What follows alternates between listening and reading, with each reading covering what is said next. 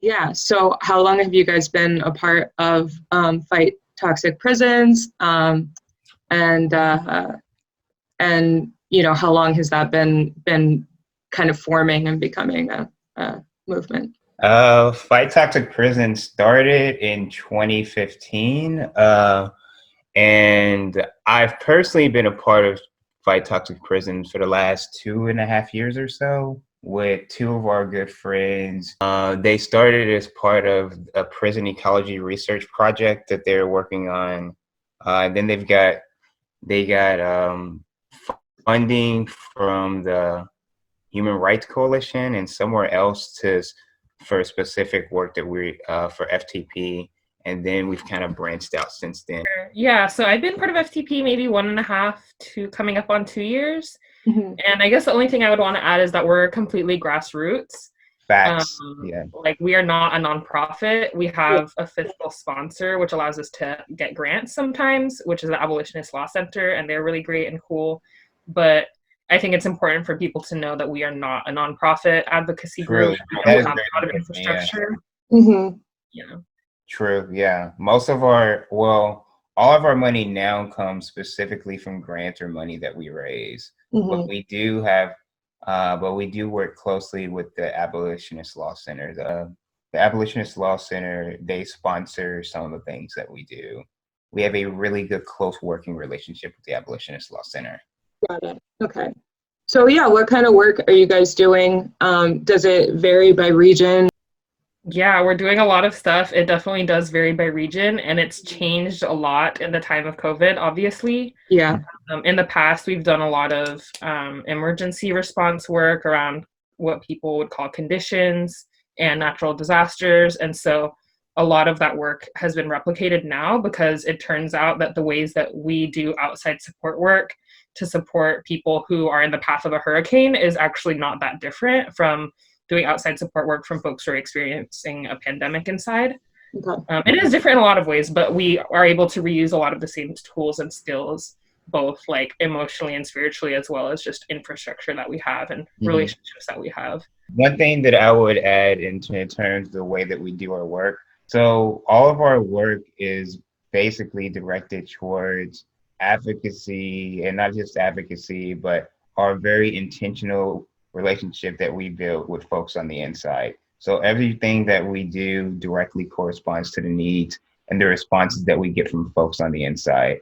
So prisoners in California may be dealing with some similar issues that we work on nationally, but even regionally and even statewide, there may be different issues that we might work on based on those responses that we get.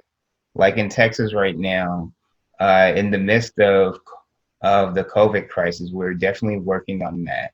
But there are also other pertinent issues that we work on too, like air conditioning, heating, cooling, medical issues. All those different things are things that we get when we get reports from what prisoners on the inside can complain about.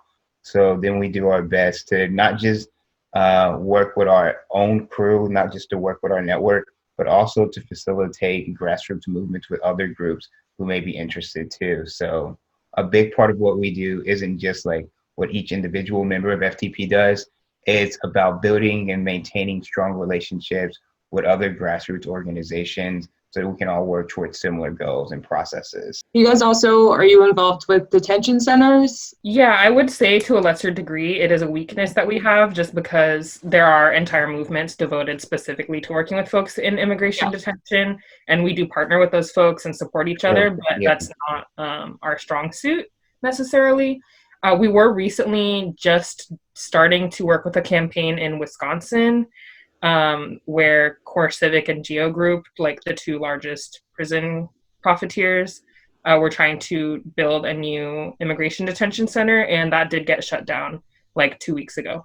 That's the thing, like you ask, that's a really good question, because we are Fight Toxic Prisons, so our main concentrations is prisons, but also we understand that like when we're talking about prisons, we're talking about the entire prison industrial complex, which encompasses not just the physical space of the prisons itself, but it also encompasses jails, detention centers, and other things. Since we're also heavily involved in our specific areas and in the regions where we're at, our main method of dealing with detention centers and other stuff that are tangential but definitely related to what we do is to provide support for those organizations who are more closely working on those issues, because we understand that to work with people, in order to do the things that we do most effectively, we've got to have those strong relationships with other people who are doing similar stuff on the ground and let them take the lead on those things while we take the lead on the stuff that we're more closely involved with.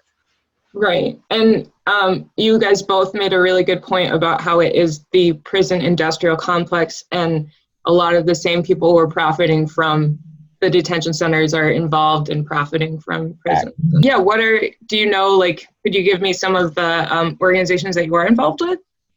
The first one that comes to mind is just like all of the regional chapters of the Incarcerated Workers Organizing Committee. I feel like we have just like a lot of affinity in terms of our politics. So yeah, we've been working really closely, specifically with I Walk Baltimore, I Walk Oakland, I Walk Gainesville, throwing down really hard during this pandemic together. One of the things to know about Fight Toxic Prisons is that we're prison abolitionists, but we're also at the intersection of environmental liberation and other, all various liberation groups and environmental activism as well. So anything where those places intersect is usually where you'll find the things that we support. So Earth First, Rising Tide, the Rising Tide, the Fang Collective, they're really dope. They do immigration and detention work. Yeah, Detention Watch Now. And then outside of that, we working with individuals from various academic backgrounds and various settings, and working with various individuals as well as like local communities too.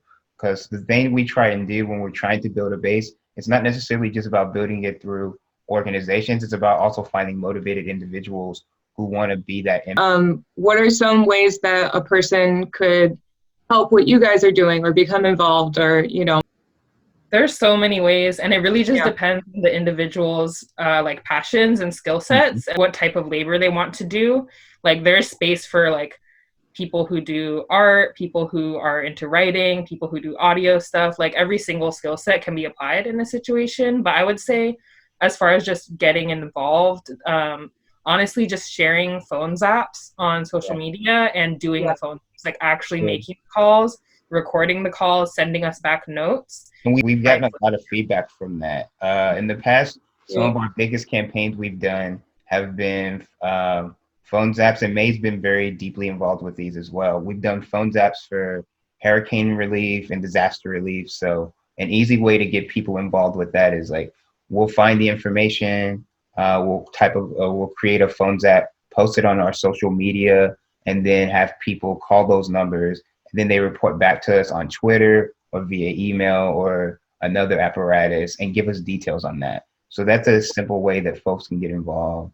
And also one thing is the simple ways to get involved is just like letter writing and helping us correspond with various prisoners to, again, since we're so deeply focused on understanding the needs of those who are inside, getting those correspondence and having people building those relationships, however we do it, that's still very important. That's something you can do from the comfort of your own home, even in the time of COVID, writing a letter. And the other thing that May's definitely been working on in terms of like, what are some very material things people can do to help, like donating money to help fund commissaries for people, things like that. Because right now there are a lot of prisons and jails where people don't have money for soap and other essential things that they might need. So the goal is to have people become more deeply involved than simply sending in money and writing letters. But it's also important to know that those are good places to start, though. In a way, too, since you guys are kind of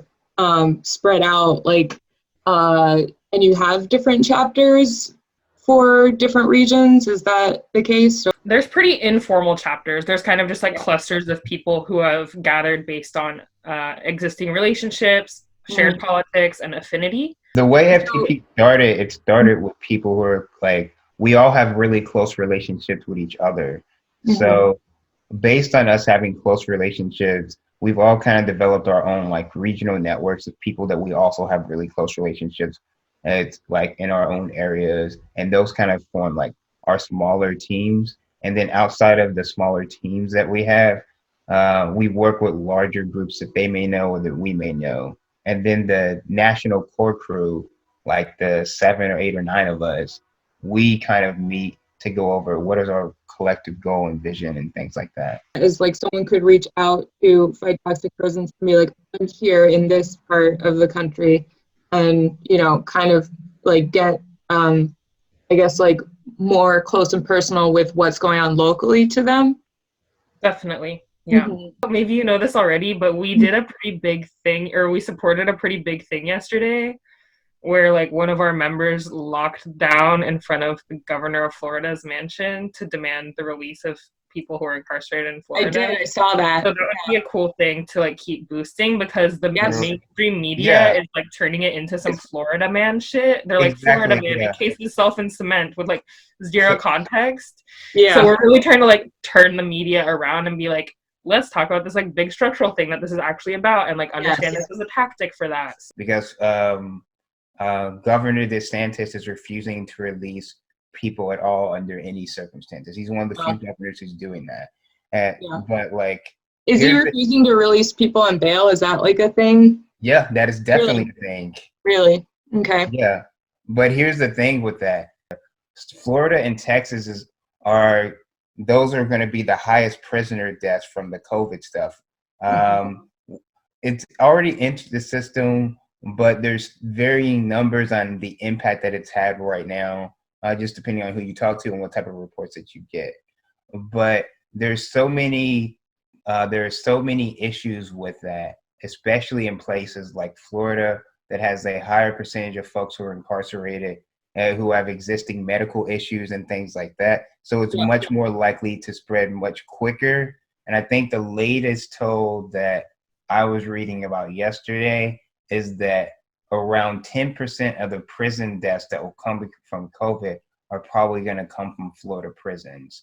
Wow. But the issue that we're trying to get out there, obviously the human rights crisis that this creates behind the effort in terms of releasing prisoners and ensuring medical safety of human beings, but it's also the fact that this isn't just a prison issue. This is an issue that's facing everybody, though. Yeah. So people who are released, people who are incarcerated, inmates. So it's not just inmates. It'd be the COs. It'd be all the prison staff. It's not just going to be the prisoners who get infected by COVID.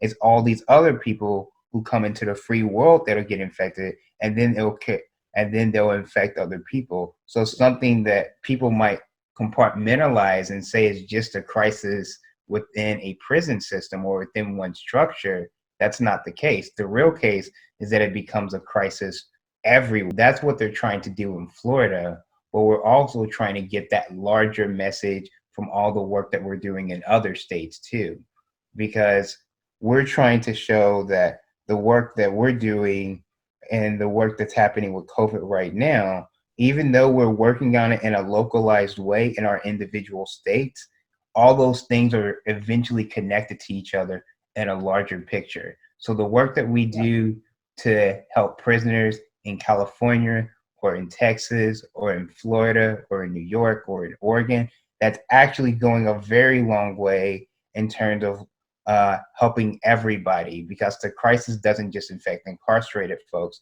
it affects everybody. It affects their loved ones.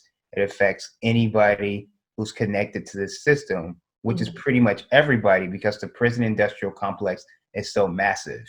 Yeah, I feel like the short way of saying all of this is that we understand prisons as a vector of disease. Facts, yeah. So it's something that for everyone. Yeah, well said, May. Yeah, like infection rates are 10 to 13 times higher inside. The other thing I would say that makes the problem in prisons so much more severe compared to other places is the vast population of people in prison in the United States.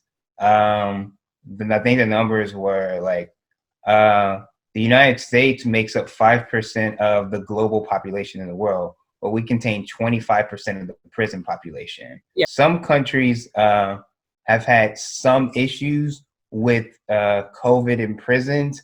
It hasn't had nearly an impact on the overall population that would have in the United States, because we incarcerate millions upon millions of people. Right. And it's not just that we incarcerate them in prisons, it's that entire system though too. So it'd be, as you mentioned earlier, the detention centers, it'd be the jails, it'd be the juvenile places, it'd be a combination of holding facilities, it'd be a combination of all those centers and facilities, because we overly incarcerate to begin with. Yes. So we take a problem that has its own issue. We take a problem that has its own set of issues, and we compound that with another problem that has a whole lot different set of issues. Right. And then you're just setting yourself up for disaster. And on top of that, if you take those things into consideration, to people or to legislators and people who are saying not to release prisoners, who are